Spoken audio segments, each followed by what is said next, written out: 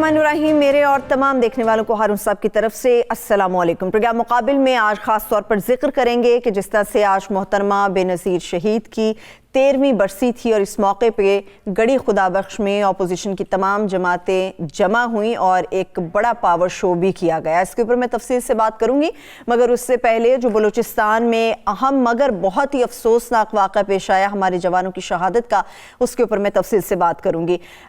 International politics के ऊपर भी ख़ास तौर पर रोज़ाना की बुनियाद पर जिस तरह आप लोगों के साथ शेयर कर रहे हैं हारून साहब बहुत सारी अहम मालूमात, उसी में सबसे इंपॉर्टेंट जो चीज़ है वो रशिया से मुतालिक ये है कि भारत के साथ ताल्लुकात में तो सर्द मोहरी है, मगर इसके साथ साथ अगर चाइना की बात करें, एक तरफ तो पाकिस्तान के साथ चाइना का रुझान बहुत आगे तक जा रहा है, दोस्ती बहुत आगे तक बढ़ रही है, मगर रशिया भी खुद को इन्वॉल्व कर रहा है, चाइना के साथ अपने इत्तेहाद को मजीद बढ़ा रहा है, मजीद मजबूत करने की कोशिश कर रहा है। हारून साहब से मैं तमाम तफसील के ऊपर बात करूंगी। हारून साहब, गढ़ी खुदाबख्श के सियासी पावर शो की बात करूंगी, मगर बलूचिस्तान का जो वाक़या है उसके ऊपर एक तो अफसोस शहादतों का, एक तकलीफ इस बात की कि अपोजिशन में से किसी एक ने लबकुशाई नहीं की इस बात पे।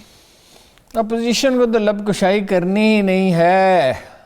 अपोजिशन का मौक़िफ़ देख लें सी पैक पे ज़्यादा तकलीफ है ना, वादर पे तकलीफ है ना, सी पैक पे है ना।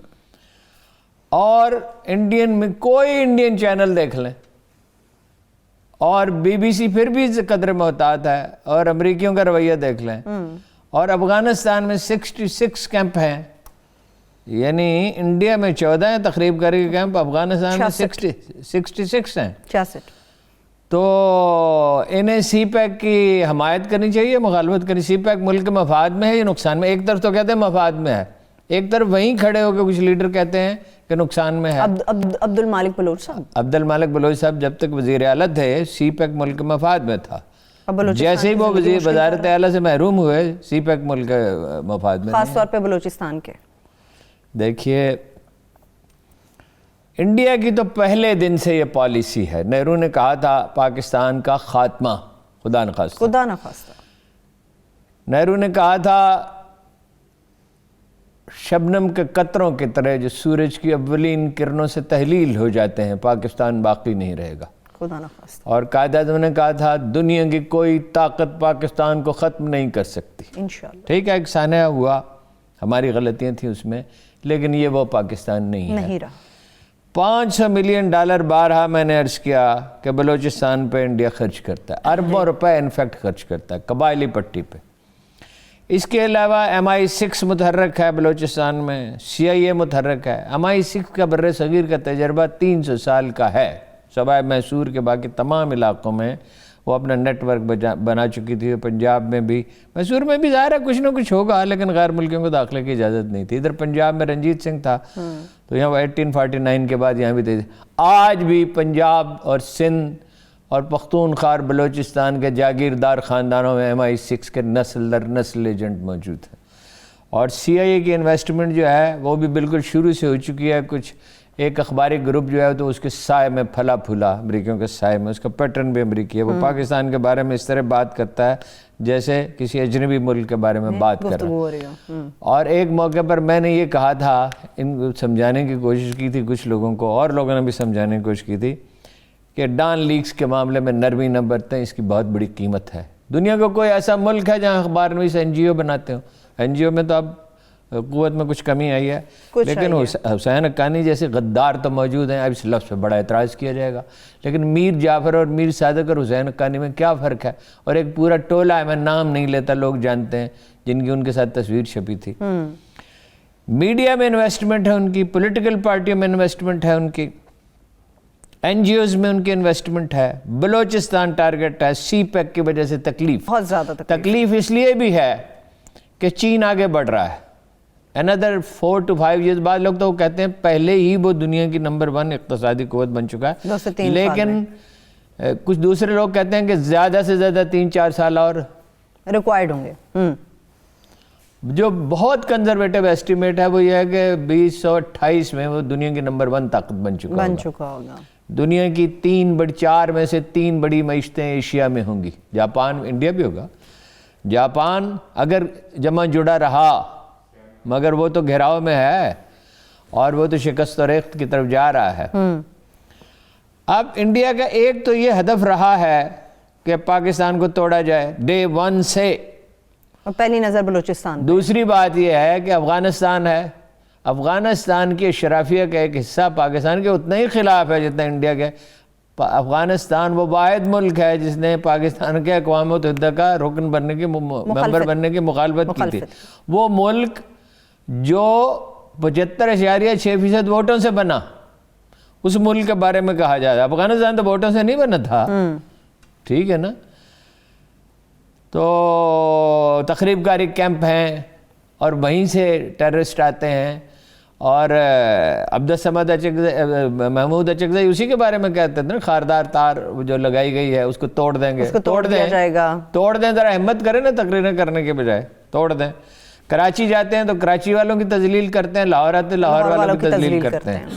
اور وہ اس طرح بات کرتے ہیں جیسے وہ افغانستان کے شہری ہوں. پھر کچھ ہمارے عرب مہربان ہیں, دن گوادر گوارا نہیں ہے.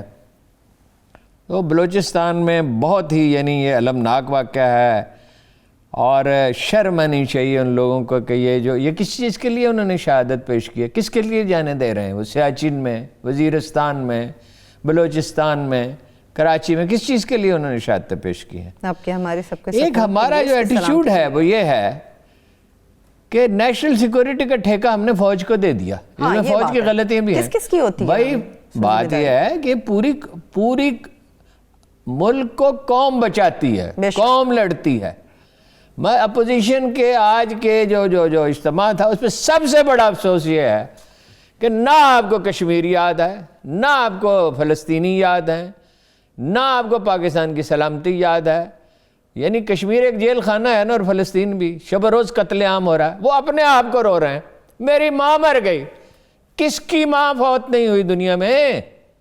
کون اس دنیا میں آیا ہمیشہ سے اندر مظلومیت کا لبادہ اوڑھ کے, اور کیا چاہتے کیا ہیں؟ کوئی زرعی اصلاحات, کوئی مزدور کی بہبود, کوئی انڈسٹریلائزیشن, ملک کی ترقی کا کوئی منصوبہ, سول سروس کو بہتر بنانے کا کوئی منصوبہ, FBR کی بہتری کا کوئی منصوبہ, پولیس, کوئی چیز, کوئی اصلاح.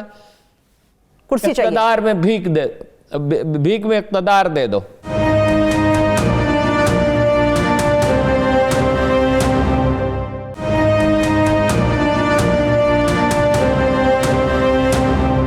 وہ تو کہتے ہیں 22 سال عمران خان نے دھکے کھائے بھیک میں, ان کو اقتدار ملا. وہ کیوں بھیک میں مانگے گا ارون صاحب؟ عمران خان نے تو 22 سال اسٹرگل کی نا. نواز شریف کو کس طرح اقتدار ملا تھا؟ نواز شریف کو کس نے وزیر اور وزیر اعلیٰ بنایا تھا, اور کس نے وزیر اعظم بنایا تھا؟ اقتدار جیسے بھی ملا ہو, وہ کہتے 3 حکومتیں عوام کے لیے قربان کی. کیسے ملا تھا اقتدار نواز شریف کو؟ اس سوال کا جواب دیں. اسی راستے سے پھر ہو گیا تھا. اس کو تو 100% اس نے تو 22 سال اسٹرگل کی نا. اس پہ تو اعتراض یہ ہے کہ اسٹیبلشمنٹ کی حمایت حاصل ہے. اور بھٹو صاحب وزیر کیسے بنے تھے؟ سکندر مرزا نے بنایا, ان کی بیگم کے اور سکندر مرزا کی بیگم کے تعلقات ہیں. He had no political background. انہوں نے کوئی الیکشن نہیں جیتا تھا جب وہ وزیر بنائے گئے, ٹھیک ہے. اس کے بعد وہ سکندر مرزا کے نام ان کا ایک خط ہے مرحوم کا, بھٹو کا, کہ آپ قائد اعظم سے بڑے لیڈر ہیں. ایوب خان کو وہ ڈیڈی کہتے رہے, ایشیا کا ڈیگال کہتے رہے, صلاح الدین ایوبی کہتے رہے. انہیں تجویز پیش کی کہ 1 پارٹی رول ہونا چاہیے, ڈیپٹی کمشنر اس کا صدر ہو ضلع میں, اور ایس پی جو ہے, ایس ایس پی نہیں ہوتا تھا اس ضلع میں, ایس پی ہوتا تھا, وہ سیکٹری ہو. اور ملک کی جو صنعت تھی اس کو قوم آ کر برباد کر دیا, تباہ کر دیا. وہ ایک برٹش ڈپلومیٹ تھا, اس نے لکھا ہے, اگر آپ کہیں تو میں وقفے کے بعد پڑھ کے سنا دوں گا, میرے موبائل میں ہے. اس نے ارلی 60s میں یہ لکھا کہ اس میں وہ تمام خوبیاں ہیں بھٹو میں جو اقتدار کے لیے ضروری ہیں. اچھا, ذہانت ہے, پڑھا لکھا ہے, متحرک ہے, پاور کے مکینکس کو سمجھتا ہے, but he is born to be hanged. اس وقت کچھ سوچ نہیں سکتا تھا جو اس نے لکھ ڈالا. اور وہ جو لفظ اتنے سخت ہے میں انہیں دہرانے نہیں چاہتا, وہ جو ٹیلی گرام سے بھیجتے ہیں چلیے ایک سخت الفاظ. اچھا وہ تو اپنا اس کی یہ بات درست ہے کہ جب وہ نکال دیے گئے, انہوں نے مستعفی نہیں ہوئے تھے, نکال دیا ایوب خان نے. پھر یہ بات صحیح ہے کہ پارٹی انہوں نے اپنے زور بازو سے بنائی, اس میں کوئی شبہ نہیں. نواز شریف نے تو زور بازو سے نہیں بنائی, وہ تو اسی راستے سے آئے جس پہ عمران خان پہ تنقید کر رہے ہیں یہ لوگ. وہ تو اپنے زور بازو سے, ان کو تو پارٹی بنا کے دی گئی نا. جنرل حمید گل مرحوم نے اس پہ قوم سے معذرت کی ایک سے زیادہ دفعہ. اسلم بیگ نے اور جنرل اسلم بیگ نے اور اسلم حمید گل نے بٹھا دیا نا کرسی اقتدار پہ. اور یہ کمال ہے کہ بیٹھتے ہی پہلا کام یہ کیا کہ حمید گل صاحب کو اسلم بیگ صاحب کے خلاف ہو گیا, ان کے ہو گیا. ویسے تو ہر چیف آف آرمی اسٹاف مجھے آپ کا واقعہ یاد آتا ہے ارون صاحب, نواز شریف صاحب جب وہ پیسوں والا بریف کیس لے کے گئے تھے ظہور الہی صاحب کے پاس. ہاں, ظہور الہی کے پاس بریف کیس لے کے گیا کہ میرے والد صاحب نے بھیجا. چودھری ظہور الہی نے کہا کہ بھائی ان سے کہو ہم پیسے دیتے ہیں لیتے نہیں ہیں. ٹھیک ہے. اور تحریک استقلال سے جو مخالف تھی اسٹیبلشمنٹ کی, سیدھے چھلانگ لگا کے وزیر بن گئے. اور میں اس افسر کا نام نہیں لیتا, بہت مشہور آدمی ہے, شاعر بھی ہے. اس نے پوچھا کہ اس نے کہا میرا دل چاہا جب یہ کارڈ لے کے اندر داخل ہو رہے تھے کہ برخوردار تم کون ہو, اور یہ وزیر بن گئے. اور ضیاء الحق کی سرپرستی میں اور جیلانی کی سرپرستی, یا تو آپ کہیں اور سے آئے ہوں. یہ ٹھیک ہے کہ اسٹیبلشمنٹ کی حمایت حاصل تھی عمران خان کو, اس میں کوئی شبہ نہیں, لیکن آپ نے تو سارے الیکشن دھاندلی سے جیتے, پٹواریوں کے ذریعے, تحصیلداروں کے ذریعے, اسکول ٹیچروں کے ذریعے برائب کر کے. آپ نے میڈیا کو برباد کر دیا برائب کر کے. یہ لفافہ جرنلزم کی اصطلاح کہاں سے آئی ہے؟ یہ شام کو نقد لفافہ لے کے جاتے تھے, اور کون تعین کرتا تھا کس نیوز ایڈیٹر کو اور کس کو کتنے پیسے دینے ہیں؟ حسین حقانی صاحب. ہارون صاحب آپ یہ ساری چیزیں ان کے اوپر نہ ڈالیں. محمود اچکزئی صاحب ساری چیزیں کسی اور پہ ڈال رہے ہیں. ذرا پروڈیوسر صاحب محمود اچکزئی صاحب کا کلپ سنائیں. اچکزئی صاحب سے پوچھ کے میں تجزیہ کیا کروں؟ نہیں میں آپ کو سنا دیتی ہوں کہ وہ کیا فرما رہے ہیں. جی پروڈیوسر صاحب. آج پاکستان کی تمام سیاسی پارٹیاں جنہیں اسٹیبلشمنٹ نے ایک دوسرے کے ساتھ دست و گریبان کیا تھا, تمام سیاسی پارٹیوں نے اپنے تجربے میں یہ سیکھا کہ جب تمام پاکستان کی اسٹیبلشمنٹ اور ادارے ایک دوسرے کے ساتھ پیٹی بندی رکھتے ہیں, ہم کیوں ایسا نہ کریں؟ ان کی پیٹی بندی وہ کہتے ہیں ہم بھی اکٹھے ہو گئے ہیں. یہ اکٹھے اس دن تک کے لیے ہیں, پی این اے کی طرح, ایم آر ڈی کی طرح, اس دن تک کے لیے اکٹھے ہیں جب تک عمران خان چلا نہیں جاتا. ان میں کیا چیز قدر مشترک ہے؟ کیا زرداری صاحب اور نواز شریف ایک ہیں؟ مولانا فضل الرحمان کیوں تشریف نہیں لے گئے لاڑکانہ؟ وہ ذاتی وجوہات تھیں. کیا ذاتی وجوہات تھیں؟ پیٹ خراب تھا, بخار تھا, کوئی مطلب کوئی صاحبزادے کی شادی تھی, کوئی خدا نخواستہ گھر میں کوئی سانحہ ہو گیا تھا. آپ مریم صاحبہ کی بات کو سچ ثابت کر رہے ہیں. وہ کہہ رہی ہیں کہ مولانا صاحب نہیں آئیں گے تو میں کس کو غلط ثابت کر رہا ہوں؟ آپ ان کو سچ ثابت کر رہے ہیں. وہ کہہ رہی تھی مولانا صاحب نہیں آئیں گے تو عمران خان صاحب بھی یہی کہیں گے دڑار پڑ گئی. سچی کیسے ہو گئی؟ نہیں میں نے تو سچی کہا ہی نہیں, میں نے کہا آپ سچ ثابت کر رہے ہیں ان کی بات کو. بات یہ ہے کہ وہ یہ مردان نہیں گئے بلاول, تو وہ وہاں نہیں گئے. یہ تو ان کا حال ہے. اور روز اگر کسی کے پاس تو ریکارڈ ہوگا ایجنسیوں کے پاس, ہمیں تو پتہ نہیں, لوگ ہم سے اسپیکولیشن کرنا نہیں چاہتے, روز ایک دوسرے کو تانا زنی کرتے ٹیلی فون پہ. وہ مولانا فضل الرحمان ان سے کہتے ہیں بھائی استعفے دو سندھ اسمبلی سے. 5 ارب روپے ماہوار کا منافع کوئی ترک کرتا ہے. کبھی کسی پٹواری نے استعفیٰ نہیں دیا اس ملک میں, کبھی کسی ایس ایچ او نے نہیں دیا. تو یہ بھی تو ذرا بڑی قسم کے پٹواری ہے نا. تو جیلیں بھرنے کی بات کیوں کر رہے ہیں؟ کون سی جیلیں ہیں اور کس نے بھرنی ہے؟ یہ زرداری صاحب فرما رہے ہیں کبھی کسی نے بھری ہے ان میں سے جیلیں 77 کی موومنٹ میں بھری گئی تھیں. اس کے علاوہ کبھی پاکستان میں جیلیں ختم نبوت کی تحریک میں بھری گئی تھیں 50s میں. یہ جیلیں بھریں گے زرداری صاحب؟ جو مطلب یہ ہے کہ ادھر ان سے بات کر رہے ہوتے ہیں, اگر کوئی 2 ٹیلی فون ہوتے, ایسا کوئی نظام ہوتا تو ایک ٹیلی فون پہ پنڈی بات کر رہے ہوتے, تو ایک پہ مولانا فضل الرحمان سے یا نواز شریف سے بات کر رہے ہوتے. کوئی طریقہ ایسا ہے نہیں, بلکہ اس کو سنا رہے ہوتے, اس کو سنا رہے. میں اس کا آئی وٹنس ہوں کہ جنرل مشرف کے زمانے میں جو میٹنگز ہوتی تھی اس کی روداد کس طرح خفیہ طور پہ دوسروں کو سنائی جاتی تھی, ایک سے دوسرے کو سنائی جاتی تھی. یہ ان کی دل جو ہیں وہ پھٹے ہوئے ہیں, اور زبانیں ایک ہیں، دل الگ ہیں، زبان ایک ہے. یہ اہل کوفہ کی طرح ہیں. کوفہ کی کیا تعریف کی تھی امام نے، زین العابدین نے؟ کوفہ ایک شہر نہیں، ایک خاموش امت کا نام ہے. ہر وہ شہر، مجھے اتنی تکلیف کربلا میں نہیں پہنچی تھی جتنی اہل کوفہ کی خاموشی پر. کوفہ ایک شہر نہیں، ایک خاموش امت کا نام ہے. جہاں کہیں ظلم ہو اور لوگ خاموش رہیں، وہ شہر کوفہ ہے اور اس کے رہنے والے کوفی ہیں. یہ اقتدار کے پیسے کے بھکاری. میں یہ نہیں کہتا عمران خان ٹھیک ہے، عمران خان کچھ بھی نہیں کر سکا، ناکردہ کار ہے، کچھ ڈیلیور نہیں کر سکا اور کوئی زیادہ امید نہیں ہے. لیکن یہ تو قومی سلامتی سے ہی بے نیاز ہیں.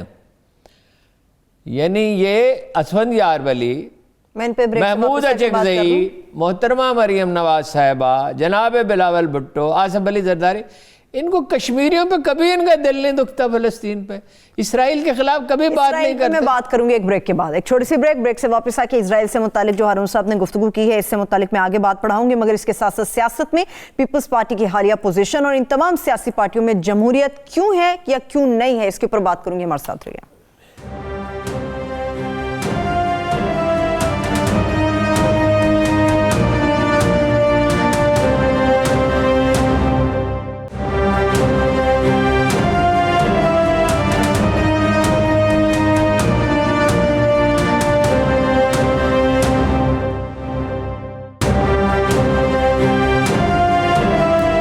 Welcome back. جس طرح سے گفتگو ہوئی پیپلز پارٹی سے متعلق، پیپلز پارٹی کا بڑا ہم سوال یہ بھی میں پوچھوں گی ہارون صاحب سے کہ ان کی جو پوزیشن ہمیں نظر آئی، ویسا لگتا ہے اسٹیئرنگ پوزیشن میں اس وقت پیپلز پارٹی موجود ہے. وہ میں کس وجہ سے اور کس بنیاد پر کہہ رہی ہوں اس کے لیے آپ یہ کلپ دیکھیں، واپس آ کے ہارون صاحب سے بات کرتے ہیں. آج بھی میری کوشش ہے کہ پورے پاکستان کی سیاسی پارٹیاں ایک پیج پہ ہو جائیں، مگر ایک دوسرے کو ہم مت بتائیں کہ ہم نے کیا کرنا ہے. کچھ ہم سے بھی سیکھ لو. ہو سکتا ہے میں نے یہ کام پہلے کیے ہوں. نیازی کو ہم نکال سکتے ہیں مگر ہمیں سوچ بدلنی ہوگی، ہم نے اپنا طریقہ بدلنا ہوگا، ہم نے جیلیں بھرنی ہوگی اور جیلیں بھرنے کے لیے ہم تیار ہیں. سوچ بدلنا ہوگی، طریقہ بدلنا ہوگا. ہارون صاحب کچھ ان سے سیکھ لیں. سب سے اہم فکرہ یہ ہے کہ کچھ ہم سے بھی سیکھ لو. یہ استاد الاساتذہ ہیں. ان پہ کی شخصیت پہ کیا تبصرہ کیا جائے. اور جیلیں نہیں بھر سکتے، جیلیں میں نہیں. وہ ویسے تو نواب بہاولپور نہایت ہی اعلیٰ آدمی تھے، مگر مخالفین تو لطیفے گھڑتے ہیں. تو ان کا ایک لطیفہ سناتے تھے کہ وائسرائے انہوں نے فون کیا کہ پنجاب سے بہت بھرتی ہو گئی ہے تو ریاست سے بھرتی نہیں ہوئی، تو کچھ 2 یونٹیں بناتے ہیں یہاں پہ، 2 ریجمنٹس ڈیولپ کی. تو وہ جیسے یہ ہمارے بھائی اب تو بہت آ گئے پنجاب میں، اس جنوبی پنجاب سے، یہ اپنے علاقے سے باہر نہیں نکلتے تھے. تو وہ جیسے ہی وہ ٹرین روانہ ہوئی اور پنجاب کی حدود سے باہر نکلی تو درختوں سے گلے مل کے رونے لگے. جو جنگ عظیم لڑنے کے لیے جا رہے تھے، گلے مل کے رونے لگے. ویسے حکایت ہی ہے گھڑی ہوئی. وہ نواب تو بڑا باکمال آدمی تھا، تو بڑی خدمات ہیں اس کی پاکستان کے لیے. تو کہا جاتا ہے کہ اس نے وائسرائے کو ٹیلی فون کیا جس کا سرائکی ترجمہ یہ تھا، تو کو میں کہا یہ سارے بچے نہیں لڑ سکتے. یہ امن پسند لوگ ہیں، سارے بچے نہیں لڑ سکتے. یہ انہوں نے بچے نہیں لڑ سکتے. یہ جیلیں بھرنا آپ کہتے ہیں. یہ تو جلوس جو نکالتے ہیں، جو جلسے کرتے ہیں، تو پیسے دے کے بندے لاتے ہیں. دیکھیں نا، بے نظیر کی برسی پہ لوگ آ سکتے ہیں خود بخود. یہ بات قابل فہم ہے، یہ بات قابل فہم ہے. اس لیے کہ وہ بیچاری بے گناہ قتل کی گئی، اور اس کے غم میں اگر یہ سندھی مزاج بھی ہے، اس طرح کی چیزوں کو بھولتے نہیں، زیادہ ہے، ویسے تو سبھی میں ہوتا ہے. لیکن یہ کیا لوگ ہیں، اس کے قتل کی تفتیش ہی نہیں کی. وہ کیسے پرسو نہیں کیا ہے لوگ؟ نہیں، کبھی اس خاندان کا کوئی ایک آدمی، صاحبزادے، صاحبزادیاں، شوہر، کوئی بہن بھائی، کوئی چچا، تایا، ماموں، کبھی کسی پیشی پہ ایک آدمی نے گیا. کیوں؟ 5 سال. وہ پتھر دل لوگ ہیں. لوگ تو کہتے ہیں یہ شریک جرم تھے، قتل میں یہ ملوث ہیں، زرداری صاحب بینیفیشری ہیں. میں تو یہ بات نہیں کہتا اس لیے کہ اس کا ثبوت کوئی نہیں دیتا، اس لیے ہم یہ بات تو نہیں کہتے، نہیں کر سکتے. لیکن او بھائی، تم کیسے لوگ ہو جس کو ریڑھی میں ڈال کے بھیک مانگ رہے ہو؟ یہ تو بتاؤ کہ اس کی تفتیش کیوں نہیں کرائی؟ 5 سال از اے لانگ. اس کو تو چھوڑ دیں، کراچی کے حادثے کی تفتیش نہیں کرائی. آئی جی نے کہا اصرار کیا, نہیں کرائی. بھائی 100-150 آدمی مر گیا تھا, تفتیش نہیں کرانی چاہیے؟ کرانی چاہیے تھے, ہر ایک جان اقوام قیمتی ہے. متحدہ سے وفد منگوایا اور اس کا فریم آف ریفرنس ایسے بنایا کہ وہ قتل کی تفتیش نہ ہو. ٹھیک, آپ کہتے ہیں ان کے بچے لڑ نہیں سکتے. جو لوگ بے نظیر جیسی پاپولر پولیٹیشین اور مطلب اس خاندان کی پہچان تو وہی تھی نا بھٹو صاحب کے بعد, کوئی شبہ نہیں ہے. اچھا, اس کی قتل کی تفتیش نہیں کرا سکتے, ان سے کسی بھلائی کی امید ہو سکتی ہے؟ اگر میرے خاندان کا ایک فرد قتل ہو جائے اور میں اپنی معمول کی زندگی گزارتا رہوں, یہ کہتے تھے, تمسخر اڑاتے تھے بے نظیر کے ساتھیوں کا, یہ بے نظیر کی باقیات ہے. ناہید خان کے بارے میں یہ کہتے تھے.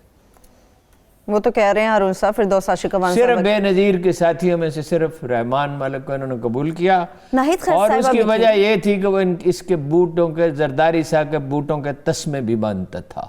لوگوں نے اپنی آنکھوں سے سابق دیکھا. وزیر داخلہ رحمان ملک صاحب, جناب والا, اب ان کے بارے میں بات, اور کون تسمے باندھ سکتا کوئی ملک میں ایسا اور میں نے آدمی کہا ہے؟ وہ وزیر داخلہ تھے ہارون. جی وزیر داخلہ تھے. وزیر داخلہ ہونے سے کوئی معزز نہیں ہو جاتا, یا بادشاہ ہونے سے کوئی معزز نہیں ہو جاتا. ٹھیک ہے, جو پرانے باقی ساتھی تھے محترمہ کے ساتھ کے ہارون صاحب, وہ کہاں گئے؟ جیسے ناہید صاحبہ کے بارے میں خبر آ رہی تھی, وہ تو لیاقت باغ گئی قرآن خوانی کرانے, باقی لوگ کہاں گئے؟ وہ تو ان کے تو سب ساتھیوں کو الگ کر دیا نا. خود اپنے خاندان کے, بھٹو خاندان کے باقی لوگوں کے ساتھ کیا کیا؟ جو اصل وارث تھے. نہیں, وہ تو خاندان کا حصہ ہے نا. اگر یہ بیٹے کے نام کے ساتھ بھٹو لگایا, بیٹیوں کے نام کے ساتھ بھٹو لگایا, تو بھٹوز کہاں ہیں؟ اصل بھٹوز کہاں ہیں؟ ہاں کہاں ہیں؟ چھپے پھرتے ہیں نا. ٹھیک, خیر آگے چلیں. آپ نے کہا ہارون صاحب ان کے بچے نہیں لڑ سکتے. مریم صاحبہ علل اعلان کہتی ہیں کہ ہم نے وزیر اعظم عمران خان کو تگنی کا ناچ نچا دیا ہے. یہ باتیں کرنا اور ہوتا ہے, عوام کے سامنے کرتے ہیں باتیں. ہارون وہ صاحب. شیخ محشر میں جب پہنچے تو مال نہ دارت, جس مال کے تاجر تھے وہی مال نہ دارت. باتیں کرنا, کون سی قربانیاں دی ہیں انہوں نے؟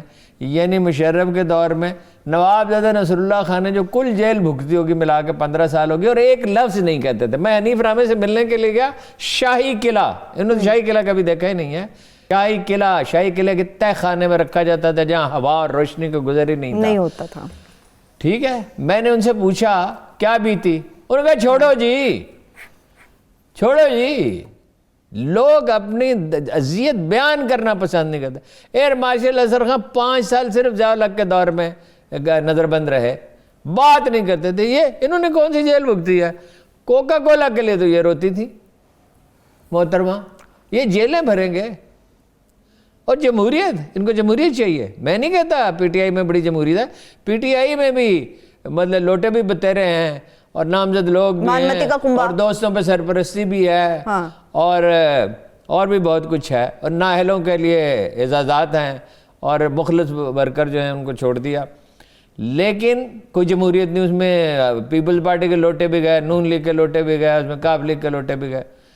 لیکن یہ بتائیں ان کی پارٹی میں کیا جمہوریت ہے؟ جمہوریت کیوں نہیں ہے, آپ یہ بتائیں. نہیں ہے. کیوں نہیں ہے؟ نہیں کیوں, مجھے کیا پتا ہے کیوں نہیں ہے. جمہوریت کے نام پہ آتے ہیں لوگ. جمہوریت سے او بھائی, ماشاء اللہ کی گود میں پروان چڑھے. وراثتی سیاست ہے, اس کو کوئی بات دہرانے کی ضرورت ہے. مفتی محمود کا بیٹا جو ہے وہ پارٹی کا سربراہ ہوگا, باچا خان کا جو ہے بیٹا, پھر اس کا پوتا, پھر یہ ان کا جمہوریت سے کیا تعلق. یہ کب دنیا میں سیاسی پارٹیاں کیسے ہوتی ہیں؟ سیاسی پارٹیوں میں نچلی سطح تک الیکشن ہوتے ہیں. مثلا لاہور میں 8 حلقے, اس میں ڈیلیگیٹس ورکر منتخب کریں, باقاعدہ ورکر ہوتے ہیں, وہ ہوتے ہیں ممبر ہوتے ہیں. ممبر ڈیلیگیٹس منتخب کریں گے. مثلا لاہور کا حلقہ نمبر 1 ہے, اس میں 300 ڈیلیگیٹ ہیں. ٹھیک, زیادہ 250 ڈیلیگیٹ جس آدمی کی حمایت کریں گے اس کو ٹکٹ دیا جائے گا. یہاں تو نواز شریف صاحب ٹکٹ دیتے ہیں, یا عمران خان صاحب ٹکٹ دیتے ہیں, یا زرداری ٹکٹ دیتے ہیں, اور زرداری نے تو اعلانیہ کہا میں ٹکٹ دوں گا.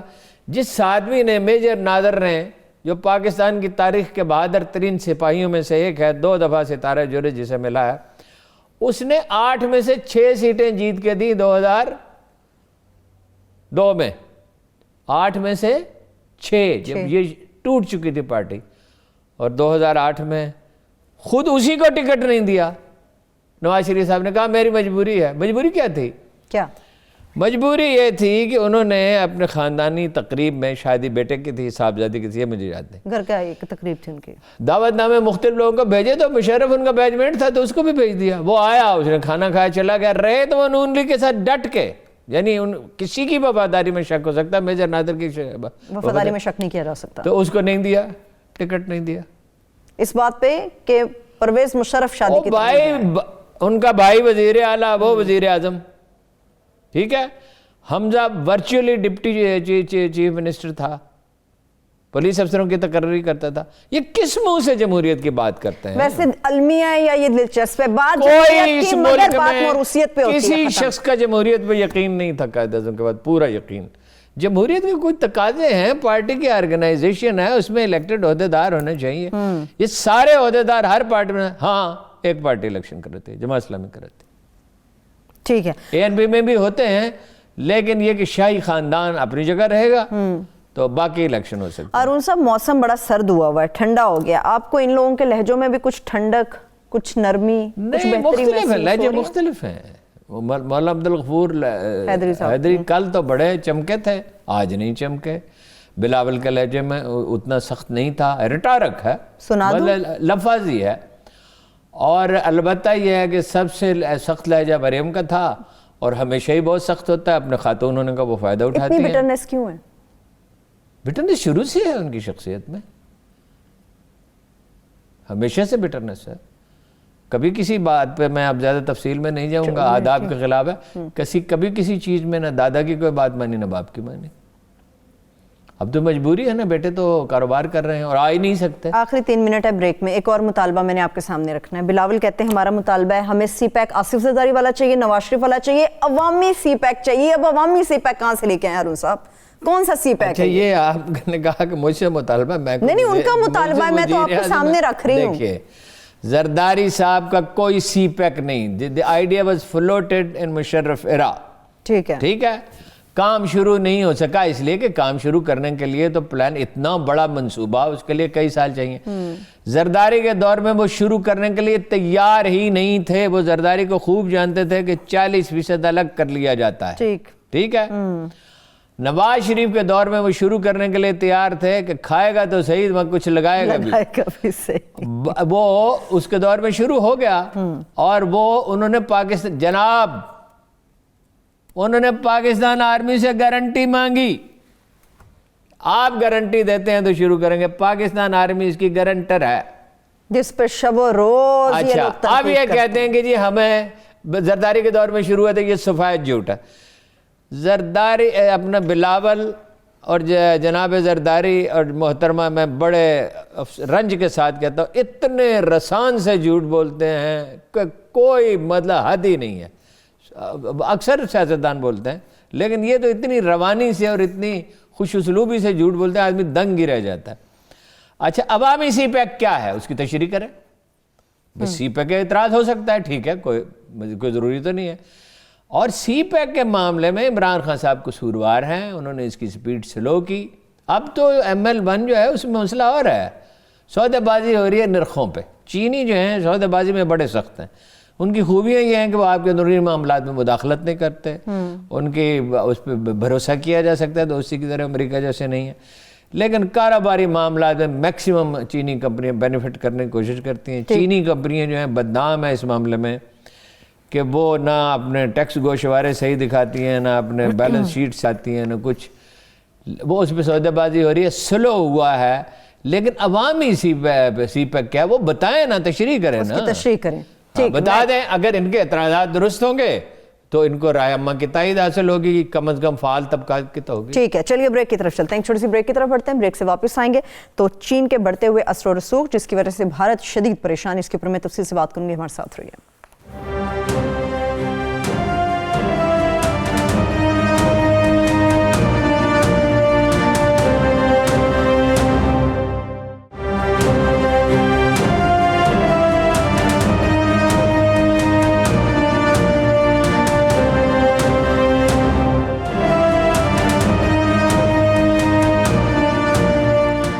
Welcome back. عالمی سیاست پہ ہارون صاحب بات کروں گی، مگر اس سے پہلے 2 مختصر سوال مجھے لازمی پوچھنے ہیں آپ سے. مریم صاحبہ کہتی ہیں کہ میں بلاول اور دیگر رہنما چارٹر آف ڈیموکریسی کو لے کر آگے بڑھیں گے. چارٹر اور ڈیموکریسی نافذ ہونے کے سائن ہونے کے بعد اور اس کا بڑا غلغلہ تھا تو پنجاب حکومت برطرف کر دی گئی تھی مسلم لیگ کی. زرداری صاحب نے برطرف کر دی تھی. ان لوگوں کے باتوں کا کوئی اعتبار نہیں. سنا بھی نہ جائے. ہاں سنا بھی نہ جائے ان کے باتوں کو. نہیں, بات سنی جائے, اس پہ غور کیا جائے, لیکن ان کے باتوں پہ اعتبار غور فکر کرنا لازمی ہے. ہو سکتا ہے آسکر وائلڈ نے, ویسے تو وہ تنزیہ فکرہ معاف کیجیے گا, برا نہ منائیے گا, کہ آسکر وائلڈ نے کہا تھا خواتین کا کیا پتہ ہے, ہو سکتا ہے سچ ہی بول رہی ہوں. میں ویسے ہارون صاحب اس پروگرام میں پورا سچ بولتی ہوں. نہیں, وہ تو میں تو غلط ہے فکرہ, لیکن میں تو اس کی تشبیہ دی ہے. چلیے ہارون صاحب, آپ نے پہلے کہہ دیا تھا برا نہ منائیے گا, میں نہیں منا رہی. ہارون صاحب ہو سکتا ہے کوئی بات مریم سچی کبھی بول دے, ہو سکتا ہے کبھی بلاول سچی بول. پھر آپ وہ لندن والا کلپ اٹھوا دیں, سارے میڈیا سے ہٹوا دیں آپ وہ لندن والا کلپ, پھر کوئی مان لے گا کہ وہ سچ بول رہی ہوں گی. بلوچستان مسئلے کا حل نہیں آپ نے بتایا. تو کیا پاکستان میں بھی کوئی جائیداد نہیں, پاکستان کی ہر دیوار پہ لکھ کے لگا دینا چاہیے, ساتھ اس کی بڑی اچھی تصویر بھی لگا دینی چاہیے. تصویریں ماشاءاللہ بہت اچھی آتی ہیں, اچھی فوٹوجینک فیس ہے. بلوچستان مسئلے کا حل کیا ہے ہارون صاحب؟ بلوچستان کا سب سے بڑا مسئلہ دیکھیے نا, ایک تو ہے قوموں کی تشکیل میں وقت لگتا ہے. میں نے بارہ آپ کو یہ مثال دی کہ 1000 برس تک لگ بھگ برطانیہ غلام رہا ہے, وائکنگ کا, رومنز کا, نارمنز کا, مگر پھر وہ ایک بڑی قوم بن کے ابھری. انڈیا غلام رہا ہے, وہ بھی تقریباً اس کا بھی 1000 برس کا, اس پہ بھی کس نے حکومت نہیں کی. کوئی دنیا میں ایسا نہیں ہے جس نے, سکندر اعظم بھی آ گیا کچھ علاقے پہ قبضہ کر لیا, ایرانیوں نے حکومت کی اس علاقے پہ, غوریوں نے کی, لودھیوں نے کی, سوریوں نے کی, مغلوں نے کی, خاندان غلامہ نے کی. قوموں کی تشکیل میں وقت لگتا ہے. ایک تو یہ پروسیس ہے نا جو جاری ہے. دیکھیے سری لنکا میں تامل بغاوت کو اسپانسر کیا انڈیا نے, 30 سال لگے, دنیا بھر نے نکتہ چینی کی, لیکن جب اس بغاوت کو ختم کرنے میں کامیاب ہو گئے تو قومی دھارے کا حصہ ہے. یہاں بلوچستان میں ویسی صورتحال نہیں ہے. یہ نہیں ہے کہ بلوچ ہم سے ناراض ہیں, ویسیت مجموعی بلوچ سردار ناراض ہیں. جو اقتدار دیکھیں نا, سردار جو ہوتا ہے اس کی خاص نفسیات ہوتی ہے, وہ اقتدار میں حصہ مانگتا ہے. وہ بگٹی صاحب جو ہیں وہ گاڑیاں روک لیتے ہیں, 10 20 50 گاڑیاں غوا کر لیں, پیسے لے لیے تو چھوڑ دیا. اور وہ کہتے تھے ہماری گیس بھائی جو زیر زمین دولت ہے وہ اسٹیٹ کی ہوتی ہے. پاکستانی قانون یہی ہے. اچھا, اور انڈیا میں بھی یہی ہے. تو دوسرا یہ ہے کہ بھائی ہزاروں سال کی بے روزگاری اور پسماندگی ہے. جب مسلمانوں کا لشکر آیا بلوچستان کے ذریعے, راستے آیا تھا نا سندھ میں محمد بن قاسم کا, تو یہ کہا گیا تھا کہ اگر تعداد زیادہ ہوگی تو بھوک پیاس سے مر جائیں گے, وہ تھوڑی ہوگی تو مار دیے جائیں گے. اس لیے کہ وہ کوئی مسلمان تو نہیں تھے آباد یہاں پہ اس وقت, مسلمان تو بعد میں آئے. بلوچ جو ہیں ان کی عظیم اکثریت ایرانی ہے, ایران سے مائیگریٹ کر کے آئی, اور باقی بھی جو پشتون ہیں وہ افغانستان سے مائیگریٹ کر کے آئے. سب سے بڑا مسئلہ ہے بے روزگاری. خان اف کلات نے کہا, ضیاء الحق نے پوچھا کہ کیا مسئلہ کا حل ہے, اس نے کہا مجھے 5000 نوکریاں چاہیے. ضیاء الحق کا دور سب سے زیادہ پرامن دور تھا, 4 بغاوتیں ہوئی ہیں, ٹھیک ہے, زیادتیاں بھی ہوئی. آپ دیکھیں جنرل کیانی نے اس کا حل نکالنے کی کوشش کی. 10,000 آدمی منیمم, میرا خیال اب تعداد بڑھ گئی ہوگی, شاید 15-20 ہزار ہوگی, وہاں سے فوج میں بھرتی کی. ایک آدمی جب فوج میں بھرتی ہو جاتا ہے نا, ایک تو اس کی تعلیم ہو جاتی ہے, پہلے تعلیم ہوتی ہے میٹرک پر, نرمی کی, قد میں نرمی کی. دیکھو غریب مفلوق الحال خاندانوں سے آئے, بعض کے قد چھوٹے تھے, بعض کے سینے, but they were excellent soldiers. میں نے اس کو پرسو کرتا رہا, دیکھتا رہا. اتنی بلبلہ انگیز پہلی پاسنگ آؤٹ پریڈ تھی کہ میں سٹیج پہ نہیں بیٹھ سکا, بہت سارے جرنلسٹ تھے, اور میں اٹھ کے چلا گیا اس کو دیکھنے کے لیے, اتنی شاندار تھی. اور سندھی بھی بہت اچھے سولجر ہیں, شروع میں ڈسپلن قبول کرنے میں دقت ہوتی. فوج نے کچھ ادارے بنائے. فوج کے پاس ان چیزوں کے لیے بجٹ تو نہیں ہے نا. یہ ہمارے لیڈر نواز شریف سمیت, یہ عمران خان کچھ زیادہ گئے ہیں, نواز شریف سمیت, زرداری سمیت, اس طرح جاتے تھے جیسے ولیمے پہ جا رہے ہیں. ایک رات کوئٹہ میں ٹھہرے. بلوچستان بہت بڑا ہے, اٹ از 43% آف پاکستان رقبے میں, تو وہاں کسی نے درسری کی نہیں ہے. بھائی بلوچ کہاں روزگار کے لیے جاتے ہیں؟ بلوچستان میں اتنے بلوچ نہیں ہیں جتنے پنجاب میں، جتنے پنجاب کے اندر موجود ہیں، جتنے سندھ میں ہیں، جتنے صرف کراچی میں۔ بھائی ان کے لیے وہاں کوئی بندوبست کرو۔ دیکھو نا چمالانگ کی کوئلے کی کانوں پہ 74,000 جابز کریٹ ہو گئے۔ مشکل یہ ہے کہ بلوچ اس طرح کا کام پسند نہیں کرتے، زیر زمین جو جاب ہے، قوموں کا مزاج ہوتا ہے نا، اس میں زیادہ تر کوئی سبات کے لوگ چلے گئے، کوئی پشتون چلے گئے، لیکن $75 بلین بڑا فرق پڑا۔ وہاں بھائی وہ پتھر ہے، اتنا قیمتی پتھر ہے، بھائی اٹلی اپنا پتھر بیچ کے اربوں ڈالر کما رہا ہے، آپ نہیں کر سکتے؟ کیسا پتھر ہے؟